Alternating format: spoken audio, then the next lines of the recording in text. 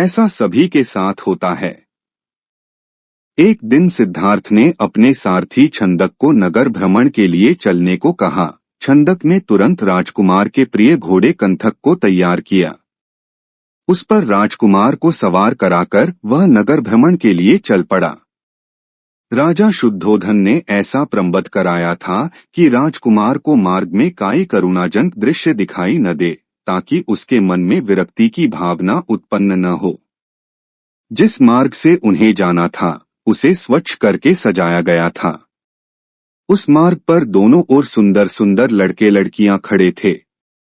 जब सिद्धार्थ उनके पास से गुजरते तो वे उन पर फूल बरसाते। कहीं दुख या कष्ट का नाम भी दिखाई नहीं दे रहा था। राजकुमार सिद्धार्थ भी उस समय प्रसन्न दिखाई दे रहे थे। एकाएक उनकी दृष्टि कहीं दूर उठ गई। एक झुकी हुई कमर वाला वृद्ध व्यक्ति उन्हीं की ओर चला आ रहा था। उसका मुंह झुर्रियों से भरा हुआ था, आंखें अंदर को धंसी हुई थी, हाथ पैर कांप रहे थे। वह लाठी का सहारा लेकर बड़ी मुश्किल से चल पा रहा था। जरा उधर देखो, छंदक सिद्धार्थ ने उस वृद्ध की ओर संकेत करते हुए कहा, उस आदमी की ओर जिसकी कमर झुकी हुई है। मुझे बताओ कि उसे क्या हो गया है? वह इतना असुंदर क्यों है? वह ठीक से चल क्यों नहीं पा रहा? राजकुमार, छंदक ने उत्तर दिया, वह व्यक्ति बूढ़ा हो गया है। उसकी आयु अधिक हो गई है। अधिक आयु हो जाने पर व्यक्ति ऐसा ही हो जाता है। तो क्या आयु अधिक हो जाने पर मैं और यशोधरा भी ऐसे ही हो जाएंगे? सिद्धार्थ ने चिंतित स्वर में पूछा, हम भी बूढ़े हो जाएंगे? हम भी असुंदर हो जाएंगे? हम भी ठीक से नहीं चल पाएंगे? सच यही है राजकुमार, छंदक ने उत्तर दिया, ऐसा सभी के साथ होता है। बूढ़ा हो जाने पर मनुष्य की यही दशा होती है। शरीर इसी प्रकार कमजोर और असुंदर हो जाता है। सिद्धार्थ की सारी प्रसन्नता छूमंतर हो गई। उन्होंने छंदक को महल लौट चलने की आज्ञा दी। जब सिद्धार्थ अपने महल पहुंचे तो उन्होंने यशोधरा को अपनी प्रतीक्षा करते हुए पाया। उन्हें उदास देखकर यशोधरा ने पूछा, क्या बात है? स्वामी, क्या आप थक गए हैं? नहीं यशोधरा, सिद्धार्थ ने एक लंबी सांस लेकर उत्तर दिया, मैं थका हुआ नहीं हूं। बात यह है कि आज मैंने एक ऐसे व्यक्ति को देखा जो बहुत कमजोर था। उसका पूरा शरीर कांप रहा था, उसकी आंखें झुकी हुई थी और वह असुंदर हो गया था। छंदक कहता है वह बूढ़ हो चुका है। बूढ़ा हो जाने पर ऐसा ही होता है। यह देखकर मेरा मन उदास हो गया। इस प्रकार तो मेरी दशा भी आगे चलकर ऐसी ही हो जाएगी। आप व्यर्थ ही दुखी हो रहे हैं। यशोधरा ने कहा, छोड़िए इस बात को। आप अपने मनोरंजन कक्ष में जाइए, पिताजी ने आपके मनोरंजन के लिए खास नर्तकी और गायिका को बुलाया है। आप वहां जाकर मनोरंजन कीजिए, आपकी सारी उदासी दूर हो जाएगी। यशोधरा की बात मानकर सिद्धार्थ मनोरंजन कक्ष में चले गए। वहां नर्तकी और गायिका ने अपनी कला का भरपूर प्रदर्शन किया। उन्होंने सिद्धार्थ की उदासी को दूर करने का पूरा प्रयास किया, लेकिन सिद्धार्थ की उदासी दूर न हुई। उनकी आंखों के सामने रह रहकर वही वृद्ध व्यक्ति घूम रहा था जिसे उसने मार्ग में देखा था। वह बार बार यह सोच रहा था कि क्या बूढ़ा होने से बचने का कोई उपाय नहीं है। कुछ दिनों बाद अचानक सिद्धार्थ ने पुनः भ्रमण की इच्छा व्यक्त की। इस बार छंदक एक रथ सजाकर ले आया। रथ पर सवार होकर सिद्धार्थ पुनः नगर की ओर भ्रमण की ओर चल पड़े। इस बार छंदक पूरा प्रयास कर रहा था कि राजकुमार को कोई करुणाजनक दृश्य दिखाई न दे, लेकिन जो होना होता है वह होकर ही रहता है। मार्ग में सिद्धार्थ को एक रोगी व्यक्ति दिखाई दिया। वह रोग के कारण कराह रहा था। सिद्धार्थ ने तत्काल रथ रुकवाया और छंदक से पूछा, इसे क्या हो गया है? यह इस प्रकार करा क्यों रहा है? राजकुमार, छंदक ने उत्तर दिया, इसे रोग ने घेर रखा है। यह रोग के कष्ट को सहन नहीं कर पा रहा, इसी कारण कराह रहा है। परंतु इसे रोग ने क्यों घेर लिया? सिद्धार्थ ने आश्चर्य से पूछा। छंदक ने उत्तर दिया, रोग तो बड़े बड़े स्वस्थ व्यक्तियों को भी घेर लेता है, उन्हें भी रुला देता है। इसमें आश्चर्य की कोई बात नहीं है। अपने जीवन काल में कोई न कोई रोग लगभग प्रत्येक व्यक्ति को हो जाता है। ओह! सिद्धार्थ बड़बड़ाए तो रोग भी मनुष्य को कष्ट पहुंचाते हैं। इनसे भी मनुष्य नहीं बच सकता, मैं भी नहीं बच सकूंगा। जब मुझे भी कोई रोग हो जाएगा तो मैं इसी तरह दर्द से कराहूंगा। छंदक ने रथ को आगे बढ़ाया। थोड़ा आगे चलने पर सिद्धार्थ को एक शव यात्रा जाती हुई दिखाई दी।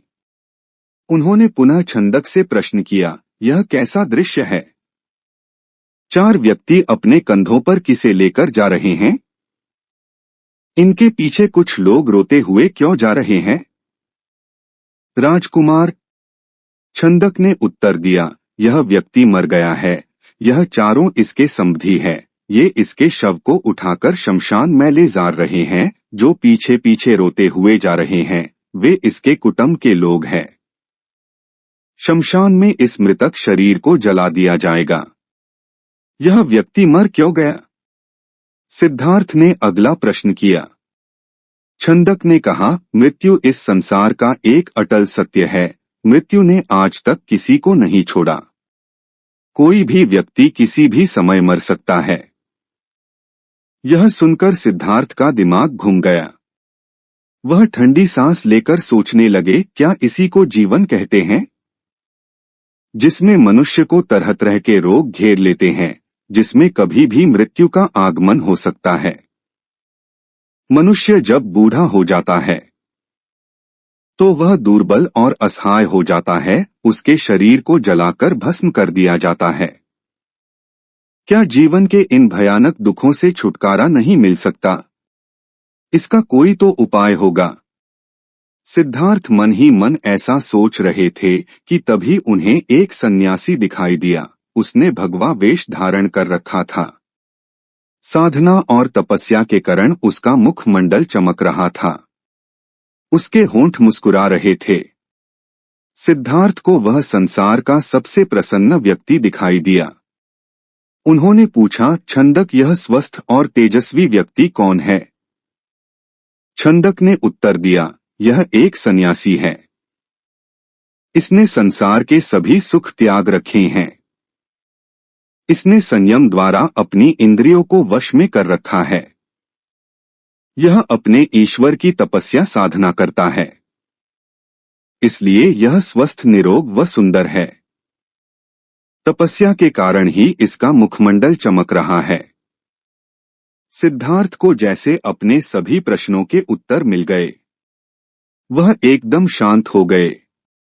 उस सन्यासी के दर्शन मात्र से ही उसके मन का सारा क्लेश दूर हो गया। उसने मन ही मन सोचा, रोग, बुढ़ापा तथा जन्म मरण के कष्ट से छुटकारा पाने का उपाय संयम, त्याग तथा तपस्या है।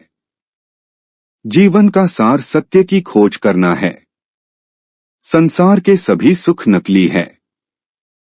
मैं अब इन झूठे सुखों में नहीं फंसूंगा। मैं उस तेजस्वी सन्यासी की तरह बनूंगा। रथ अपने पूरे वेग से दौड़ता रहा और उससे भी अधिक वेग से दौड़ता रहा सिद्धार्थ का मन। उसे बार बार उस सन्यासी का ध्यान आता था। उनके मन में विरक्ति की भावना बढ़ती ही जा रही थी। जब सिद्धार्थ राजमहल में लौटे तो उन्हें एक शुभ समाचार मिला। यशोधरा ने स्वस्थ व सुंदर पुत्र को जन्म दिया था। दास दासियों ने सिद्धार्थ को घेर लिया और उन्हें बधाइयां देने लगी। उन्हें यह आशा थी कि सिद्धार्थ से उन्हें पुरस्कार मिलेगा, लेकिन सिद्धार्थ पर इस शुभ सूचना का कोई प्रभाव दिखाई न दिया। चारों ओर हर्ष का सागर लहरा रहा था। पूरे राजमहल में बधाइयों के स्वर गूंज रहे थे। वहां राजा शुद्धोधन व रानी प्रजावती तो प्रसन्नता से पागल हुए जा रहे थे। वे बधाई देने वाले को मुंह मांगा पुरस्कार दे रहे थे। कपिलवस्तु में नए राजकुमार के जन्म लेने के उपलक्ष्य में नाच गाने व उत्सव होने लगे। लेकिन सिद्धार्थ को उनमें कोई रुचि न थी। वह उदास अपने भवन में घूम रहे थे। उनके मन में संघर्ष चल रहा था। वे किसी भी उत्सव में सम्मिलित नहीं हुए। अपने नवजात पुत्र से भी मिलकर सिद्धार्थ को प्रसन्नता न हुई। उनका मन सब कुछ त्याग कर शांति व सत्य की खोज करना चाहता था। एक रात आषाढ़ की पूर्णिमा का चंद्रमा पृथ्वी पर अपनी शीतल चांदनी बिखेर रहा था। राजभवन में यशोधरा अपने पुत्र को छाती से लिपटाए सुख की निद्रा सो रही थी। दासियां भी अपना कार्य समाप्त करके गहरी निद्रा का आनंद ले रही थी। सिद्धार्थ अपने बिस्तर से एकाएक उठ खड़े हुए और भवन से बाहर चले गए। भवन से बाहर निकलकर वह सहसा ठिठके। उनके मन में एक बार यशोधरा व राहुल को देखने की इच्छा उत्पन्न हुई। वह वापस जाने के लिए मुड़े, परंतु जिस प्रकार कोई सर्प अपनी केंचुली का उतार कर उसकी ओर नहीं देखता, वैसे ही सिद्धार्थ ने भी अपने मोह को एक ही झटके से त्याग दिया। धीरे धीरे चलते हुए सिद्धार्थ वहां जा पहुंचे जहां उनका सारथी छंदक सो रहा था। सिद्धार्थ ने उसे जगाया। छंदक ने चौंक कर अपनी आंखें खोली व निकट बंधे कंथक घोड़े ने भी हिनहिनाकर सिद्धार्थ की ओर देखा। राजकुमार, छंदक ने नम्रता से आश्चर्य से कहा, आप और यहाँ? वह भी रात के इस समय? सब कुछ ठीक तो है न? छंदक, सिद्धार्थ ने आदेश दिया, तुरंत रथ तैयार करो, मैं इसी समय राजभवन से बाहर जाना चाहता हूँ। छंदक ने ध्यानपूर्वक सिद्धार्थ की ओर देखा। वह कुछ पूछना चाहता था, परंतु पूछने का साहस न कर सका। रथ को तैयार करके वह सिद्धार्थ के निकट ले आया। सिद्धार्थ रथ पर सवार हुए तथा छंदक को नगर से बाहर वन की ओर चलने के लिए कहा। चारों ओर गहरा अंधकार था। वहां सन्नाटा छाया हुआ था। जंगली जीव जंतुओं की आवाजें कभी कभी सन्नाटे को भंग कर देती। वातावरण बहुत डरावना हो जाता। घने जंगल के निकट सिद्धार्थ ने छंदक को रथ रोकने का आदेश दिया। रथ रुकते ही सिद्धार्थ नीचे उतर आए। सामने ही यमुना नदी अपने पूरे वेग से बह रही थी।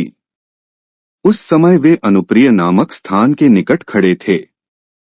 सिद्धार्थ ने अपनी राजसी वेशभूषा उतार दी। साथ ही उन्होंने एक एक करके अपने आभूषण भी उतार दिए। अपने वस्त्र व आभूषण उन्होंने छंदक को दे दिए तथा लौट जाने का आदेश दिया। छंदक सिद्धार्थ के पैरों में गिरकर फुट फुट कर रोने लगा। वह हाथ जोड़कर कहने लगा, यह आप क्या कर रहे हैं राजकुमार? जब आपके माताजी व पिताजी को आपके सन्यासी बन जाने की बात का पता चलेगा तो उन पर दुखों का पहाड़ टूट पड़ेगा। रानी यशोधरा पर क्या बीतेगी? आप अपना निर्णय बदल लीजिए। मेरे साथ राजमहल लौट चलिए। नहीं छंदक, सिद्धार्थ ने सुंदर व सुगंधित बालों को काटकर कहा, मैं अब नहीं लौटूंगा। मैंने सोच विचार करके ही यह निर्णय लिया है। मैं सत्य व ज्ञान का मार्ग खोजना चाहता हूँ, जिससे मानव शांति पा सके। तुम आंसू पोंछ लो और राजभवन लौट जाओ। छंदक को सिद्धार्थ की आज्ञा का पालन करना पड़ा। उसने सिद्धार्थ का चरण स्पर्श किए, उनके कीमती वस्त्रों व आभूषणों को रथ में रखा और कपिलवस्तु की ओर चल पड़ा। जिस समय छंदक राजभवन में लौटा, सुबह का प्रकाश चारों ओर फैल चुका था। राजा शुद्धोधन बाग में भ्रमण कर रहे थे। जब उन्होंने सिद्धार्थ का खाली रथ देखा तो उनके माथे पर बल पड़ गए। उन्होंने क्रोध से छंदक की ओर देखा और पूछा, तुम बिना बताए सिद्धार्थ का कहाँ ले गए थे? वह इस समय कहाँ है? छंदक ने रोते हुए वह पूरी बात बता दी। फिर रथ से सिद्धार्थ के कीमती वस्त्र व आभूषण लाकर उन्हें सौंप दिए। शुद्धोधन उन वस्त्र आभूषणों को छाती से लिपटाकर फूट फूट कर रोने लगे। उन्होंने कहा, विद्वान पंडितों व ज्योतिषियों की भविष्यवाणी आज सच हो गई। मेरा बेटा संसार के सभी सुखों को ठुकराकर सन्यासी बनने चला गया। रानी प्रजावती को जब इस बात की सूचना मिली तो वह पछाड़ खाकर गिर पड़ी। जब यशोधरा तो पता चला तो वह भी इस बात को सहन न कर सकी। वह विलाप करने लगी, हैं स्वामी, तुम बिना कहे ही घर छोड़कर चले गए, मुझसे कम से कम एक बार मिल तो लेते। क्या मैं इस योग्य भी गए, मुझसे कम से कम एक बार मिल तो लेते। क्या मैं इस योग्य भी नहीं थी। क्या तुम्हें अपने छोटे से पुत्र का भी धन नहीं आया, कम से कम उससे तो मिलकर जाते। इसके बाद यशोधरा ने भी राजसी वेशभूषा उतार फेंकी, केवल सुहाग चिन्हों को छोड़कर उसने सभी आभूषणों का त्याग कर दिया। वह साधारण भोजन करती तथा पृथ्वी पर सोती। उसकी यह दशा देखकर प्रजापति बहुत दुखी होती। वह यशोधरा को छाती से लगाकर रो पड़ती और अपने स्वास्थ्य का ध्यान रखने के लिए कहती, यह तेरे खेलने खाने की आयु है बहू। वे यशोधरा से कहती, परंतु तूने तो सिद्धार्थ की तरह ही संसार के सभी सुख छोड़ दिए। क्या यह ठीक है? इस तरह रहने से क्या तुम बीमार नहीं पड़ जाओगी? तब राहुल की देखभाल कौन करेगा? माताजी यशोधरा उत्तर देती, मेरे पति अब सन्यासी बन चुके हैं। वे पृथ्वी पर शयन करेंगे तथा जंगली फूल फलों का भोजन करेंगे। ऐसे मैं भला राजभवन में सुख के साथ कैसे रह सकती हूँ? आप कृपया दुखी न हो, राहुल में ही इसके पिताजी की छवि को देखें, इससे आपको शांति मिलेगी। प्रजावती राहुल को छाती से लिपटाकर रो पड़ी। सिद्धार्थ के चले जाने के बाद कपिलवस्तु का हर व्यक्ति उदास हो गया। राजमहल में तो दुख का साम्राज्य ही स्थापित हो गया। ऐसे में केवल नन्हे राहुल की लिकारियां ही राजमहल में गूंजती तथा सबका मन बहलाती।